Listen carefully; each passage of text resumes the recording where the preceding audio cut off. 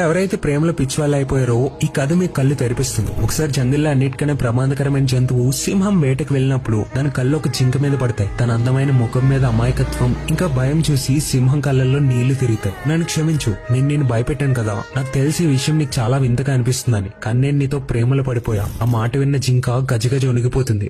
మీరు ఏదైతే చెప్తున్నారో అది మంచిదే, ఒకసారి మా నాన్నతో మాట్లాడండి. తర్వాత రోజు సింహం తయారై జింక ఉండే చోటుకి వెళ్తుంది. అప్పుడే జింక వాళ్ళ పేరెంట్స్ సింహం కాళ్ళ మీద పడి, రాజా మా మీద దయ చూపించండి. మీ పదునైన పళ్ళు మరియు పంజాలు మా కూతురి ప్రాణాలను తీసేస్తాయి. తన ఏడుపును చూసి సింహం గుండె బాధతో నిండిపోయింది. ఆ ప్రేమ పిచ్చిలో సింహం తర్వాత రోజు జింక వాళ్ళ ఇంటికి వెళ్ళినప్పుడు తన పంజాలని కత్తిరించింది. ఇంకా ఎంతో నొప్పును తట్టుకుని తన పళ్ళును కూడా పీకేసింది. సింహాన్ని పరిస్థితుల్లో చూసి జింకలు తన కొమ్ములతో పడవడం స్టార్ట్ చేశాయి. అదే జింక దేన్నైతే సింహం ప్రేమించి దానికోసం పళ్ళు పీకేసుకుందో అది తన కొమ్ములతో సింహం గుండెల్లో గుచ్చి దాని ప్రాణం తీసేసింది. యార్, ప్రేమించండి, కానీ ఎప్పుడు ప్రేమలో మీ ఉనికిని కోల్పోవద్దు.